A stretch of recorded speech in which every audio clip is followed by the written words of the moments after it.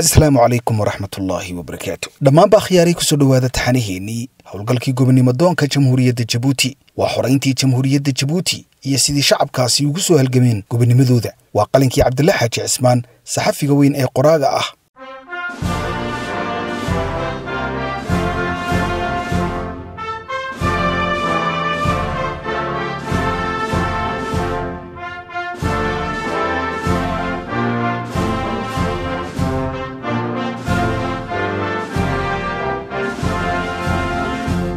qaybta afraad waxay ku bilaabmaysaa sida tan diyaarintii howlgalladii jabhadda rag male kama dhamaado halgankuna waa joogtay dhibta iyo kadeedka markuu gumaysigu kula kacay shacabkii iyo xisbigii hogaaminayayba ayaa jabhaddu iyada oo isku diyaarinaysa dagaal waxa la unkay garab hubaysan oo la dagaalama gumaysiga Faransiiska dhalinyaro badan oo qiiraysan ay jabhaddu qortay iyada oo taageero badan ka haysata dawladdii Soomaaliya si loogu soo tababaro 7 July sanadkii 1967 ayaa xira ciidan oo ku taal goob Burco iyo Sheekh u dhaxaysa oo la yiraahdo Grace la geeyay si halka loogu soo tababaro dhalinta waxa kamid ahaa geesigii naftii huraha ahaa Umar Cilmi Khayre sanadkii 1967 dalka Soomaaliya waxa la qabtay doorashadii madaxtinimada oo baarlamaanku dooran jiray Aadan Cabdullaahi Cismaan oo madaxweynaha ahaa iyo Cabdirashiid Cali Sharmaarke ayaa tartamay Cabdirashiid ayaa ku guuleystay isna waxa uu ra'iisul wasaare u magacaabay Maxamed Xaaji Ibraahim Cigaal mudan Cigaal waxa uu la yimid siyaasad cusub oo ah in dalalka maqan si nabad ah lagu raadiyo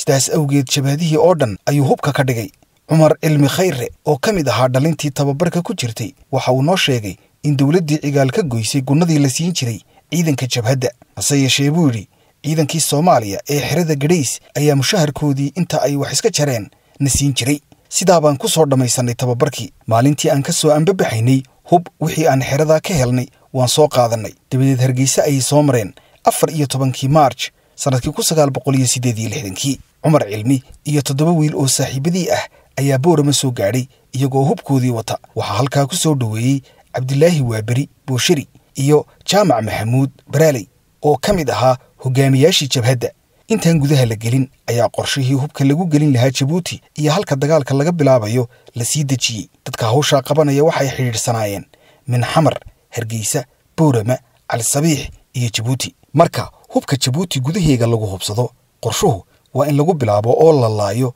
kuwa uu gumaysigu madaxda ka dhigay ee daacadda u ah waxa la guda galay sidii hubka lagu gelin lahaa caasimadda gudaheega magaalada Cabdilqaadir ayaa hubkii loo raray Umar Cilmi iyo rag kale oo loo xil saaray ayaa iyaga oo iska dhigaya rag safar ah awr kareystay oo hubkii geeyay halkii iyaga loo qoondeeyay oo ah Ali Sabiix goor galab ah ay galeen Ali Sabiix nin la yiraahdo Xasan Kongo oo sugayay ayaa hubkii la wareegay oo goob aan cid kale ogeyn ayuu ku qariyay maalintii xigtay ayuu Xasan Kongo hubkii oo uu ku dhex qariyay jawaano dhuxul ah ayuu saaray tareenkii ku socday Jabuuti Umar Cilmi waxa uu kula dardaarmay in uu sheeda oo kaliya ka eegto jawaanada hubku ku jiro Umarna sidii buu yeelay ciidamada gumaysiga Faransiisku tareen walba oo Jabuuti galaya goobta la yiraahdo Nagaadh ay aad ugu baari jireen dadka iyo alaabta saaranba laakiin jawaanadan dhuxusha ah kamay shakiyin oo hubkii si nabad ah ayuu ku dhaafay markuu tareenku istaagay meeshii loogu talagalay oo u dhow xaafadda la yiraahdo Leer waxa halka ku sugayay oo hubkii la wareegay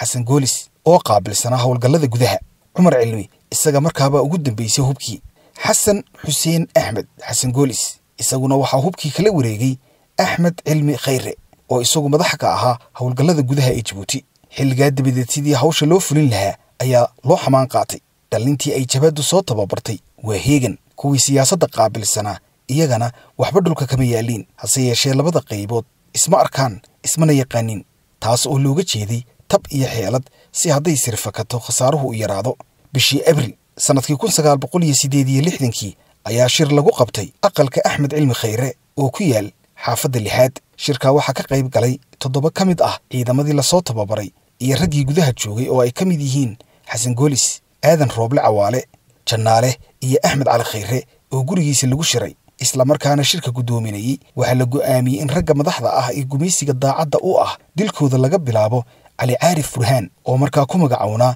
madaxa xukuumaddii gudaha ee gumaysigu samaystay hawsha waxa loo xil saaray inay fuliyaan Umar Cilmi Khayre Maxamed Faarax Dirir Jannaale iyo Maxamuud Yuusuf hadeed sidii hawsha loo fulin lahaa ayaa sahankeedii la galay muddo 2 bilood ah ay qaadatay 6 bishii Juun ayaa la soo ogaaday in cali caarif burhaan ka qadayn doono hoteel ku yaal qaybta ama xaafadda loo yaqaan guudka. gaadhi tagsi ah oo uu lahaa haatuf ayay soo kaxaysteen raggii hawsha fulin lahaa oo kala ah cumar cilmi khayre oo sita qori, maxamuud yuusuf jannaale iyo axmed cilmi khayre oo isagu waday gaadhiga. hoteelkii la filayey in uu ka qadeeyo cali caarif goob u dhow ayay istaageen. cali caarif saacaddii qadada ayuu yimid, hoteelkiibuuna si nabadgelyo ah ku galay oo uu ka qadeeyey. hawsha waxaa la qabanayaa waa marka uu soo baxayo. darawalkii cali caarif ayaa soo baxay oo gaadhigii istaadhay, isagiina uu ka soo daba baxay. dabadeed tagsigii ay wateen dagaalyahanadu ayaa si degdeg ah u soo dhaqaaqay oo istaagay baabuurkii cali caarif hortiisa. 2 dagaalyahan baa dhaqso u soo degay. cumar cilmi ayaa qorigii ku jeediyey ninkii la doonayey in laga takhalluso oo ah cali caarif burhaan. nasiib darro qorigii baa dhici waayey. dabadeed maxamuud yuusuf ayaa bam uu diyaarsaday ku tuuray gaadhigii cali caarif. halkaa waxaa ku dhintay darawalkii cali caarif, ilaaliyihiisiina rasaas baa la isdhaafsaday. dagaalyahanadii degdeg bay goobtii uga carareen. saacaddaa laga bilaabo ciidankii jaandaaranka ayaa baadhis xoog leh ku qaaday magaalada si loo soo qabto dadkii weerarka soo qaaday. cali caarif wuxuu wejigiisa aqoonsaday axmed cilmi oo uu dugsiga hoose u dhigi jiray waayaduu macallinka ahaa. jannaalena muddo hore ayuu dil ugu goodiyey cali caarif. haatufna gaadhigiisii baa la gartay. cumar cismaan rooblena hore ayay u coloobeen oo shaqada looga caydhiyey. isla gelinkii dambe ayaa aqalkii axmed cilmi ciidankii jaardaaranku baadheen. markay ka waayeen ayay isla markiiba u dhaqaaqeen oo ay tegeen aqal uu lahaa oday axmed adeerkii ah oo aad u xanuunsanayey. axmed oo odaygii la jooga ayay jaandaarankii soo galeen. waxaa hor socday axmed yoonis oo ahaa jaandaaran u shaqayn jiray faransiiska. axmed yoonis isaga oo garanaya ayuu ogaan isha uga laliyey axmed cilmi si aan loo qaban. odaygii bukay ayuu su'aal weydiiyey, axmed ma aragtay maanta? shalay baa iigu dambaysay ayuu odaygiina ku celiyey. dabadeed way iska baxeen jaandaarankii. axmed cilmi khayre isla markiiba aqal kale ayuu isku qariyey. dhowr maalmood kadib ayaa goor habeen ah tareen faalito ah oo ah kuwa xamuulka qaada oo uu waday muuse cusmaan loo hakiyey goobta laydhaa leer oo uu ka raacay. axmed cilmi shabeelley oo ku taal duleedka jabuuti ayuu kaga degay tareenkii oo xadka soomaaliya ayuu lug ku galay. waxaa baadhistii lagu soo qabtay jannaale, haatuf iyo cumar cismaan rooble oo isagu ka tirsanaa garabka siyaasadda ee gudaha. cumar cismaan waxaa lagu xukumay xukun dil ah, laakiin odayo badan oo reer jabuuti ah ayaa u tegey gaalkii waaliga ahaa ee markaa dalka u sarreeyey. waxa ay ku yidhaahdeen ninkaa yar haddaad dishid wixii ka yimaada adaa dusha ku qaadan doona. cali geela dirir oo loo yaqaanay jannaale xabsi daa'in ayaa lagu xukumay. cabdi xasan liibaan oo loo yaqaanay haatufna 20 sano oo xadhig ah. cumar cismaan raabe xabsi ku yaal dalka faransiiska ayaa lagu xabisay. 2 kalena tojorra ayaa lagu xidhay. cumar cilmi khayre iyo maxamuud yuusuf iyaguna magaalada ayay ku dhuunteen oo ay hawshoodii halkii ka sii wadeen. axmed cilmi markii uu baxay waxaa howlgalladii gudaha la wareegay xasan goolis oo halkii ka sii waday hawshii. cumar cilmi khayre iyo maxamuud yuusuf weli waxay u xil saaran yihiin inay khaarijiyaan ragga reer jabuuti ee gaalka daacadda u ah. xasan goolis waxa uu ahaa nin waaye aragnimo u leh xagga wardoonka iyo sirta, waayo waxa uu ahaan jiray jaandaaran. sidaas daraaddeed waxa uu lahaa oo uu ku xidhnaa dad badan oo wararka u keena. xasan goolis isaga ayaa amarka siin jiray dagaalyahanada hawsha fulinaya. isla dabayaaqadii bishii juun sanadkii 1968 cumar cilmi weerar bambaano ah ayuu ku qaaday guri ku yaalay xaafadda 3aad, halkaas oo uu fadhiyey mid ka tirsanaa wasiiradii gudaha ee gumaysigu samaystay. inkastoo weerarkaa uu ninkii lala rabay aanu waxba ku noqon, haddana cabsi weyn bay ku abuurtay gumaysi raacyadii. 1 bishii Julaay sanadkii 1968 ayaa cumar cilmi iyo maxamuud yuusuf waxay goor fiid ah weerar bambaano ah ku qaadeen guri ku yaal xaafadda 2aad. gurigaas oo uu joogay mid ka tirsan jaandaaranadii dadka dhibay. habeenkaa maxamuud baa ku sigtay in la qabto. isla habeenkiiba baabuur bacli sabiix lagu geeyey, dabadeedna lug ayuu ku galay Soomaaliya. cumar cilmi isagu maalintii xigtay ayuu Lowyacada ka baxay. weerarada isdabad joogga ah ee ka dhacay waxay gumaysigii Faransiiska ku abuureen khalkhal iyo cabsi joogto ah. iyada oo buu yidhi Cabdalle Xaaji Cismaan arrimuhu halkaa marayaan ayaa sanadkii 1969 waxaa is-casiray madaxweynihii xilligaa ee Faransiiska Charles de Gaulle. isla sanadkaa waxaa la doortay ninkii la odhan jiray George Pompidou. madaxweynaha cusub ee Faransiisku waxa uu saamaxaad u fidiyey dadkii siyaasadda u xidhnaa. cafiskaa waxaa ka faa'iidaystay cabsiye buux oo ahaa guddoomiyihii xisbigii gobonnimadoonka ahaa ee dowladdu mamnuucday PMP.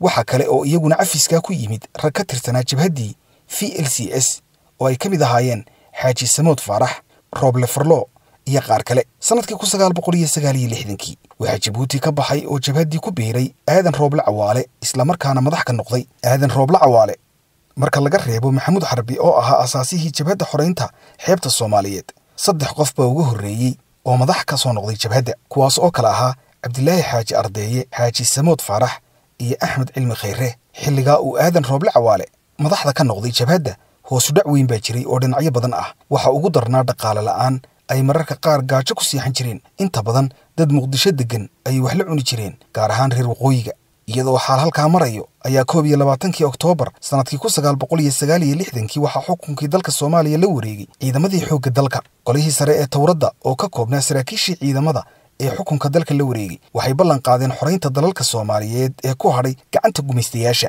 gudoomiyihii jabhadda xoreynta xeebta Soomaaliyeed mudane Aadan Rooble ayaa warqad dheer oo siddan ka kooban dhinacyo badan taabanaysa u qoray madaxweynihii golaha sare ee Tawradda General Maxamed Siyaad Barre maalmo kadib xafiiska madaxweynaha ayaa loogu geeyay madaxdii jabhadda oo horkacayo Aadan Rooble waxaa qaabilay nin ka tirsanaa xafiiska madaxweynaha ninkaas oo afka Faransiiska aad u yaqaanay waxa uu madaxdii jabhadda ku yiri warqadii aad soo qorteen ereyadii ku qornaa aad buu uga fajacay madaxweynuhu laakiin bilowban ku jirnaayay muddo kooban suga xilliga dibadda jabhaddu hawlaheedii dardar cusub ay gelisay iyadoo taageero buuxda ka helaysa dawladdii Soomaaliya jabhaddu si buuxda ay uga qayb qaadan jirtay shirarkii ururkii midnimada ee Afrika iyo ururo kale oo caalami ah iyadoo halka ka heli jirtay maamuus qadarin iyo soo dhaweyn qiimo leh Aadan Rooble waxa uu shirka kula kulmi jiray madaxdii jabhadaha xoreynta dalalkii ku hadhay gacanta gumaystayaasha sida Koonfur Afrika Mozambique Angola iyo Guinea-Bissau jabhaddu waxay taageero buuxda ka heli jirtay wadamadii shuuciga ahaa iyo dalal Carbeed oo ay ka mid ahaayeen Algeria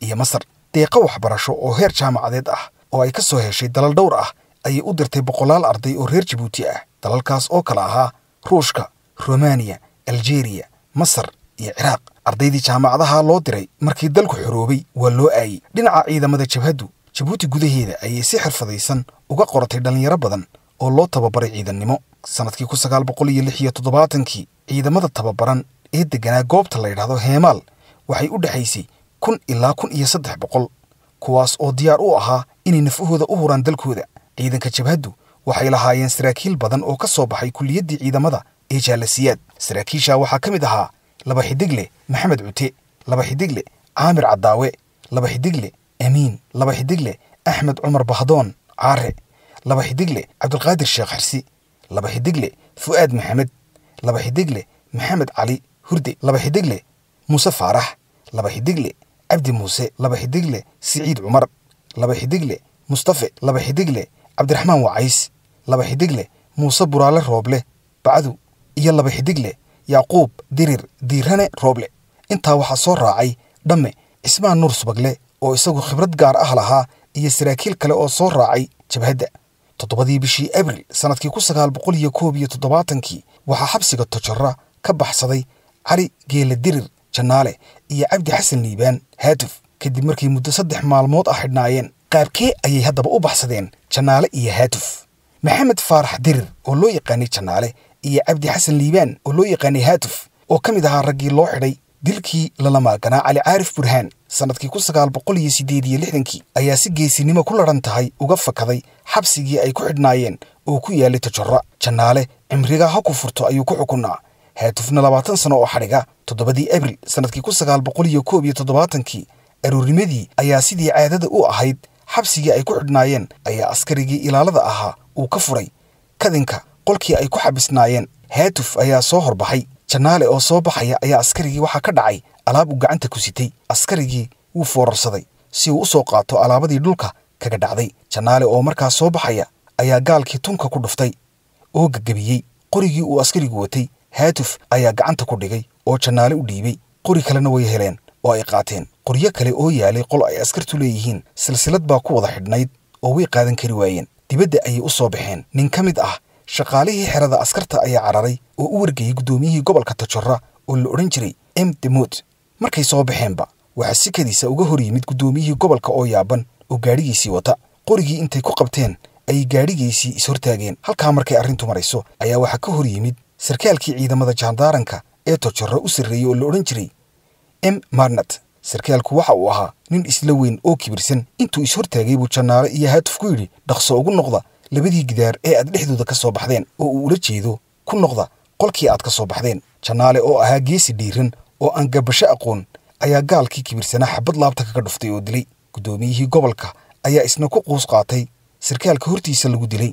dabadeed codsigii dagaalyahanada ayuu si wanaagsan ugu hoggaansamay. waxay ku amreen inuu baabuurkiisa jiibka ah fuulo. markuu gaadhigii koray ayay iyaguna kursiga dambe fadhiisteen kuna amreen inuu kaxeeyo baabuurka oo ay dibadda u baxaan. markay xeradii ka baxeen bay u sheegeen waxay rabaan. waxa keliya ay aan doonaynaa inaan lafahayaga badbaadino oo annaga oo nabad ah ka baxno dalka si nabad ahna ku gaadhno xuduudda Soomaaliya ee Luuyacado. haddii nala soo weeraro ogow ruuxa u horreeya ee dhimanaya waa adiga. guddoomiyihii waxa uu codsaday in shidaal loo buuxiyo gaadhiga. xaaskii guddoomiyaha oo keli ah ayaa keentay shidaalkii, waana sidii amreen dagaalyahanadu. Janaale iyo Haatuf waxay haweenaydii gaalka ku yidhaahdeen waad soo raaci kartaa ninkaaga. waanay soo raacday oo ninkeedii bay ag fadhiisatay. socdaalkii baa bilaabmay. gaadhiga gaalka ayaa wada, islaantuna way garab fadhidaa. Janaale ayaa gaalka daba fadhiya oo qoriga qadaadka kaga haya. Haatufna habartii ayuu dhafoorka kaga haya. waddadu waa 200 oo kiiloomitir oo raf ah. maalinta dayuuradaha qumaatiga u kaca ayaa isweydaaranayay oo fadhi diiday. dadweynihii magaalada Jabuuti joogay way dareemeen in ay maanta wax weyne dhaceen. war suganse lama hayo oo dhagaha la wada taagayaa oo warbaa u gaajo kulul. markay meel dhexdaas ah marayaan ay diyaarad helikobtar ahi meel hortooda ah ku soo degtay. askari aan caddaan ahayn baa dayuuradii ka soo degay. waddada ayuu cunto iyo biyo dhigay. labadii dagaalyahan warqad bay ku qoreen rabitaankoodii. islaantii gaalka ayay ku amreen inay degto oo ay fariinta qoran u geyso, cuntada iyo biyahana soo qaado. sidii bay yeeshay islaantii. dayuuradii way socotay, iyaguna socdaalkoodii bay sii wateen. Janaale iyo Haatuf cuntadii iyo biyihii afka ma ay saarin. labadii isqabtay baase iyaga oo naxsan wax yar cunay. goor dambe ayay ku soo dhaceen waddada laamiga ah ee Carta. berigaas silig baa magaalada ku meersanaa. kadankii laga soo geliyey magaalada oo ku beegnaa halka ay maanta ku taalo xerada ciidamada ee Sheekh Cusmaan ayay soo mareen. dabadeed waddada Mandheela ayay soo mareen ilaa Haramuus oo ay berigaa mari jirtay waddada tagta Luuyacado. markay isku hubsadeen Luuyacado oo ka babanaya calankii Soomaaliya ayay gaadhigii ka degeen. gaalkii iyo xaaskiisiina soo macasalaameeyeen. farsamada geesinimada iyo nafhuriddu ku ladhan tahay ayay Janaale iyo Haatuf xabsigii kaga fakadeen. halkaas ayaynu qaybta afraad ku hakin doonaa inagoo u gudbi doona qaybta shanaad. waa taxanaha halgankii xornimada Jamhuuriyadda Jabuuti iyo qalinkii saxafiga weyn Cabdullaahi Xaaji Cismaan. السلام عليكم ورحمة الله وبركاته.